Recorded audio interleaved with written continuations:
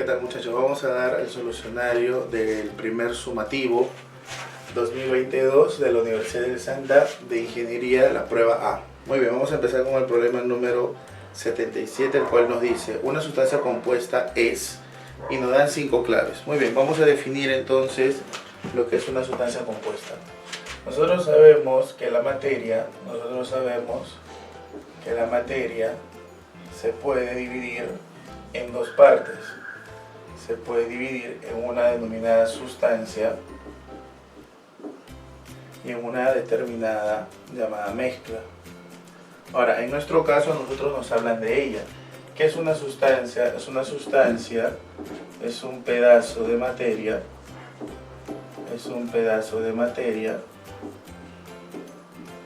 que presenta, ¿qué cosa? Composición definida. ¿Qué cosa es composición definida? Composición definida hace referencia a que las cantidades son fijas. Por ejemplo, ¿no? Una muy conocida es la del agua. Para que él sea denominado agua, necesariamente tiene que haber dos átomos de hidrógeno y tiene que contener un átomo de oxígeno. Si nosotros tenemos algo que tiene dos átomos de hidrógeno y dos átomos de oxígeno, entonces no sería agua, debido a que la composición definida del agua tiene que ser dos átomos de hidrógeno y un átomo de oxígeno. Entonces nuestra sustancia se puede dividir al mismo tiempo en dos partes, en una sustancia elemental y en una sustancia compuesta. La diferencia entre ellas es que la sustancia elemental está formada por átomos de un mismo elemento.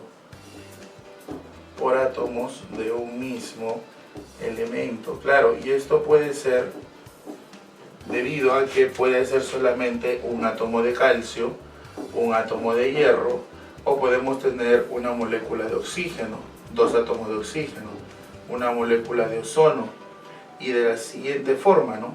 Ahora, una sustancia compuesta va a ser aquella que está formada por elementos diferentes.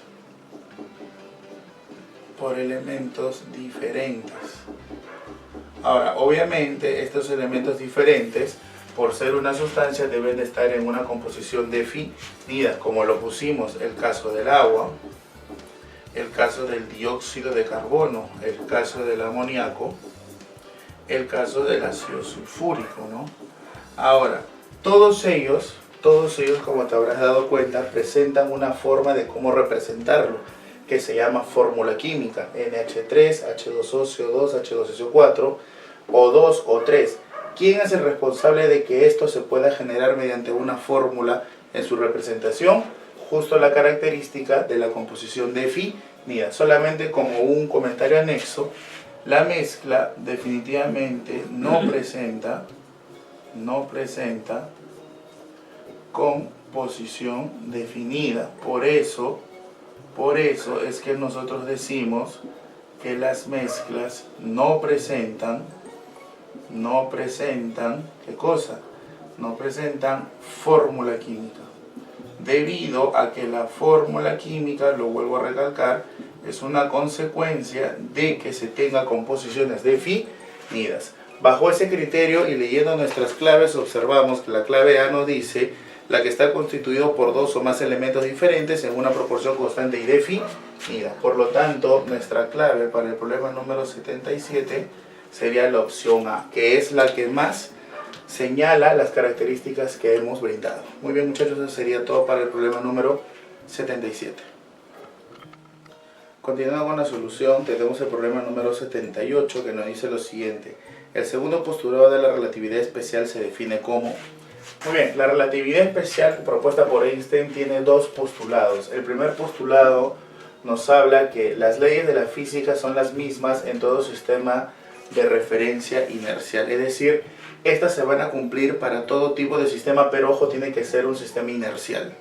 El segundo postulado nos dice que la luz siempre se propaga en el vacío a una velocidad constante. Nosotros manejamos ese valor, el valor de la velocidad en el vacío, C, conocemos que es 3 por 10 a la 8 metros por segundo, o que también en algunos casos lo trabajamos en 3 por 10 a la 10 centímetros por segundo.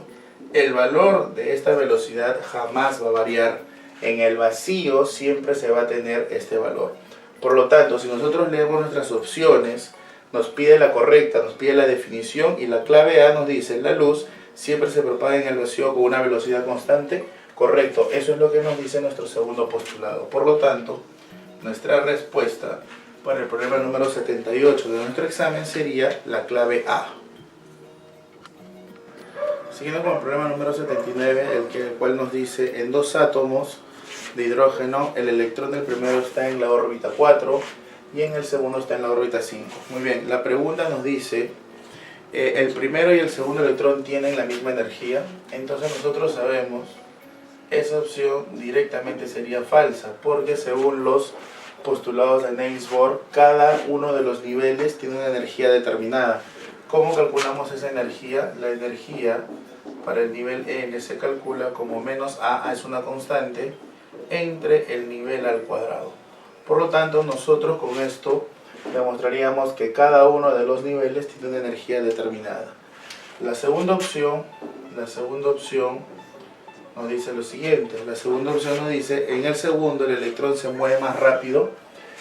Hay una fórmula que nos dice que la velocidad del electrón en un determinado nivel se calcula de la siguiente forma, como 2,2 por 10 a la 6 y todo entre el nivel, obviamente en metros por segundo. Entonces nosotros observamos acá que si nosotros estamos ubicados, por ejemplo, en el nivel 1, la velocidad va a ser de 2,2 por 10 a la 6 metros por segundo.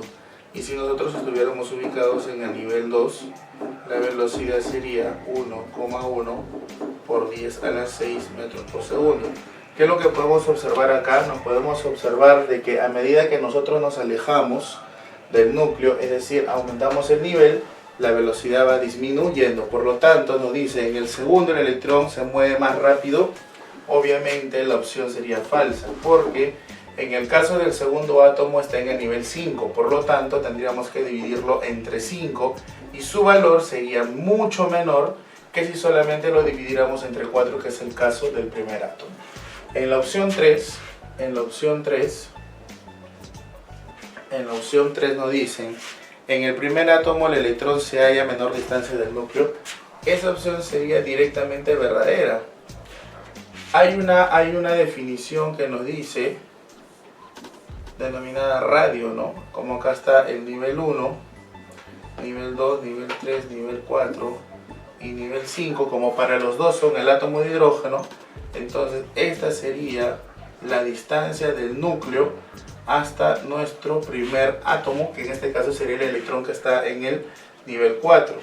Y en el segundo caso sería esta la distancia para el electrón que está en el nivel 5, que es el caso de nuestro segundo átomo. Por lo tanto, en esta opción se observa que la distancia del núcleo al electrón para el caso del átomo 1, que está en la órbita nivel 4, está más cercano al núcleo que en el segundo caso, que se va a estar en el nivel 5. Por lo tanto, nuestra clave sería falso, falso, verdadero, que sería nuestra clave B, ya que nuestra clave B solamente dice solo 3, y solamente la opción 3 es verdadera en el problema número 79.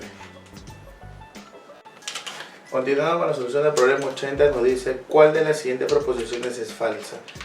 La opción A nos dice: los rayos catódicos están compuestos por cationes. Bueno, de antemano ya observamos que la respuesta es la opción A. ¿Por qué la opción A es la falsa? Debido a que los rayos catódicos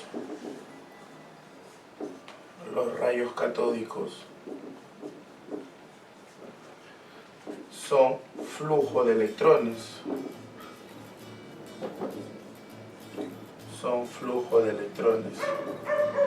Cuando nosotros estudiábamos la parte de el modelo atómico de Thomson, habíamos estudiado acerca de la máquina o del instrumento de los rayos catódicos, lo cual decía que de un electrodo hacia el otro electrodo salían disparadas partículas que presentaban una carga negativa. A esa carga negativa, Stoney le propone el nombre de electrón, y eso es lo que sucede en los rayos catódicos. Pero cuando estos rayos catódicos golpean el gas inerte que hay dentro del tubo de Crookes, estos generan cationes, y estos cationes son los que se mueven en sentido inverso a estas partículas llamadas electrones. Estos de acá eran denominados los rayos canales.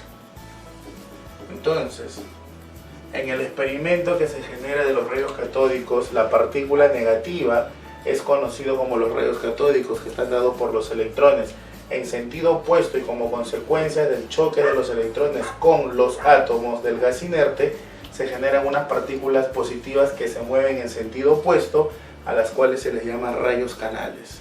Pero nuestra clave sería la clave A, porque en nuestra clave A nos dicen que los rayos catódicos están compuestos por cationes, y eso sería falso. La respuesta es que están conformados por electrones. Muy bien, la clave con eso sería entonces la opción A. En el problema 81 nos dicen de las siguientes proposiciones referentes al espectro de hidrógeno, del átomo de hidrógeno, nos piden las correctas. La opción 1 nos dice: el espectro de emisión contiene más líneas que el de absorción. Automáticamente esa respuesta de la opción 1 es falsa, debido a que las líneas y las bandas, tanto en absorción y en emisión, son las mismas. Es más, físicamente se dice que unas son las negativas de la otra. Cuando se juntan, todos me forman el espectro continuo. Muy bien, la segunda opción nos dice: las tres series de líneas espectrales más reconocidas del espectro son Lyman, Balmer y Fan. La respuesta es falsa, porque las tres primeras serían Lima, Balmer y Pachman. ¿Okay? Entonces, esas tres serían las más conocidas, por lo tanto la segunda también es falsa. Y la tercera nos dice: el espectro de emisión y absorción de un átomo solo se difieren en la forma de excitar al átomo. Esa opción es verdadera. La única forma que diferencia a los espectros que se van a generar es la forma de excitación. Uno está en estado excitado y el otro simplemente no se excita, y por lo tanto se generan los fenómenos ya conocidos. Por lo tanto, nuestra respuesta en el problema 81 respecto a los espectros de hidrógeno sería solo 3. Nosotros tenemos esa respuesta en la clave A, que sería solo 3. Continuando con la solución al problema número 82, nos dice: elementos de la tabla periódica denominados metales preciosos. Muy bien, los metales preciosos considerados según la joyería en la tabla periódica, obviamente, son aquellos que tienen propiedades especiales. Son aquellos que tienen propiedades químicas particularmente especiales, como por ejemplo la poca oxidabilidad, y uno de ellos es por ejemplo el oro. El oro es el metal más caro debido a que él presenta poca oxidación, a pesar de que se tenga un ambiente o un agente agresivo. La plata, el platino, el rodio o el paladio, también se le considera el osmio en algunos casos. En nuestras claves, si nosotros observamos, tenemos la clave C, en donde tenemos dos opciones que me dice el oro, y el platino. Vuelvo a recalcar, ¿por qué se les conoce como elementos o metales preciosos? Debido a que van a tener propiedades químicas especiales. Una propiedad muy importante es, por ejemplo, la poca oxidabilidad. En el caso del oro es una de las que presenta una alta poca oxidabilidad, o sea, poco se oxida frente a un agente corrosivo. La clave para el problema número 82 sería la clave C. La tabla periódica en el problema 83 nos habla de la ubicación de aquellos electrones que determinan las características de los elementos de la tabla periódica. Muy bien, aquellos elementos que determinan las características de los elementos en la tabla periódica son aquellos electrones que participan en el enlace químico. Aquellos electrones que van a ser los que se van a transferir en el caso de un enlace iónico o compartir en el caso de un enlace covalente. Esos electrones son los denominados electrones de valencia. Electrones también conocidos como electrones del mayor nivel de energía. Electrones que van a ser los que van a determinar las propiedades, especialmente químicas, de los elementos. Por ejemplo, ¿no? Si nosotros tenemos el hidrógeno, cuyo número atómico es 1, entonces su electrón de valencia será 1. Él le dará las características que tiene el hidrógeno.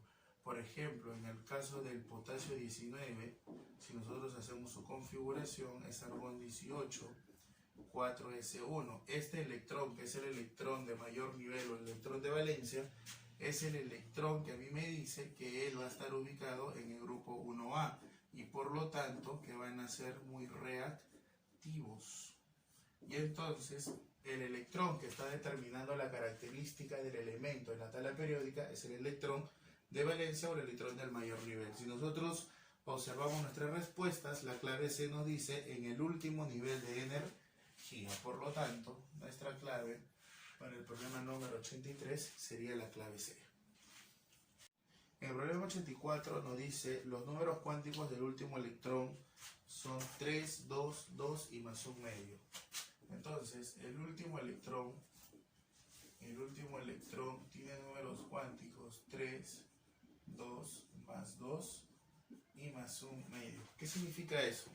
Que este es el último electrón que ha sido configurado. Entonces, nosotros ya sabemos que el primer número cuántico me representa el nivel y el segundo número cuántico me representa el subnivel. Si nosotros recordamos, un L igual a 2 es porque nos está hablando de un subnivel B. Eso significa que nuestra configuración debe de llegar hasta el 3D. Por lo tanto, podemos utilizar nuestra nomenclatura abreviada y decir argón 18, 4s2, 3D. Ya llegué al 3D. Ahora, el D, ¿cuántos orbitales tiene? 5. Como D es un L igual a 2, entonces M su L, ¿qué valores va a adoptar? M su L va a adoptar los valores de menos 2, menos 1, 0, más 1 y más 2. Recordando que M su L toma valores desde menos L, pasando por 0 hasta más L. ¿Dónde está ubicado nuestro electrón? El problema nos dice que está ubicado en el orbital de posición más 2. Y además está apuntando hacia arriba. Recordemos acá que cuando nuestro spin tiene el valor de 1 medio es porque el electrón apunta hacia arriba y va a tener un giro antihorario. Cuando él tiene el valor de menos 1 medio es porque nuestro electrón está apuntando hacia arriba y él va a tener un giro horario. Entonces en nuestro caso es valor positivo, por lo tanto está apuntando hacia arriba. Nuestro último electrón se está ubicando en el orbital de posición más 2 y está apuntando hacia arriba. Según la regla de máxima multiplicidad de Hahn, nosotros para llegar hasta este orbital tenemos que llenar primero todos los anteriores, tenerlos semillenos. Una vez que todos estén semillenos regresaríamos a parear.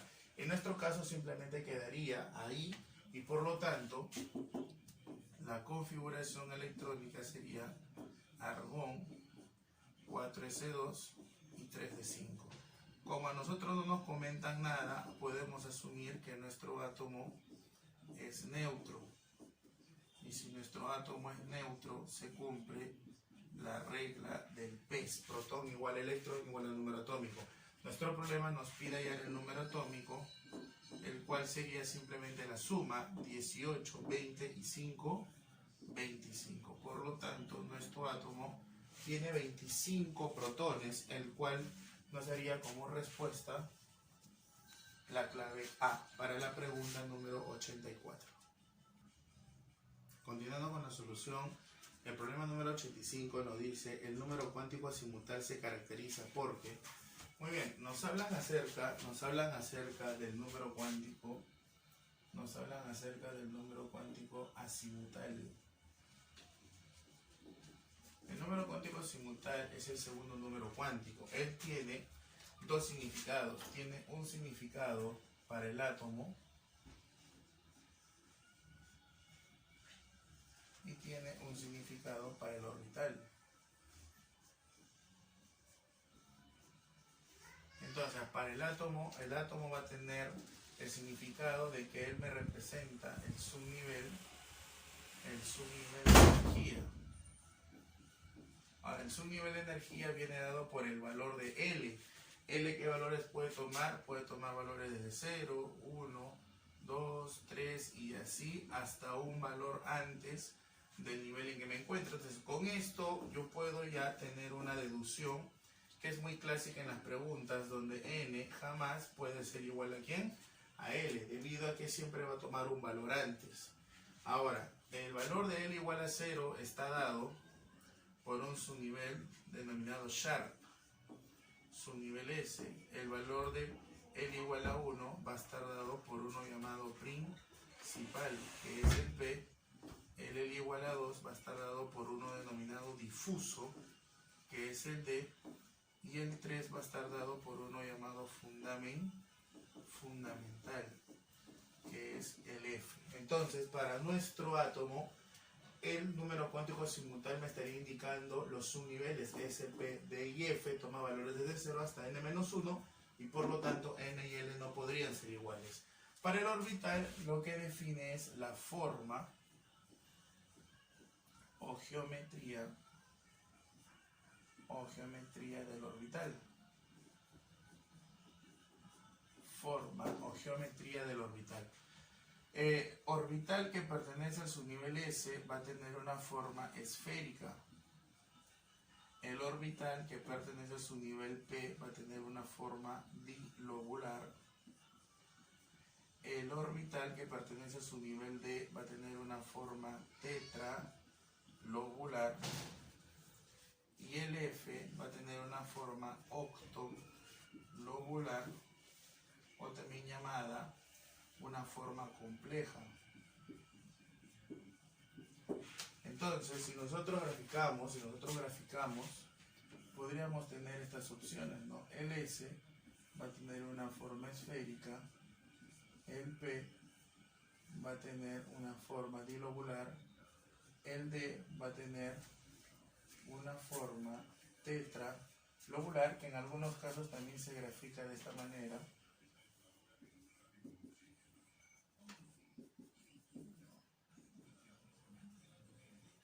Y el F tendría una forma compleja. Por lo tanto, si nosotros analizamos nuestras respuestas, el número cuántico secundario o azimutal nos dice determina el nivel de energía. La primera sería falsa. La segunda dice determina la forma de la nube electrónica.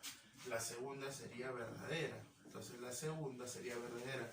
La tercera nos dice determina la orientación espacial. Eso es falso porque lo genera el número cuántico magnético. Y el 4 nos dice, puede tomar valores desde 0 hasta n-1, verdadero, puede tomar valores desde 0 hasta n-1, sería la opción 4. Y la última opción dice, solamente puede tener valores de +1 medio, -1 medio, eso lo define el número cuántico spin. Por lo tanto, nuestras respuestas verdaderas, según lo que hemos comentado, solamente sería la opción 2 y la opción 4. Con lo cual, tendríamos que la respuesta sería la clave C. Muy bien, muchachos, hemos terminado el solucionario del primer sumativo 2022 de la Universidad Nacional del Santa. Esperemos de que puedan comprender la solución, les puede ayudar y estaremos ya prontos a resolver el segundo sumativo. Nos vemos, muchachos, cuídense, compartan el canal, hasta luego.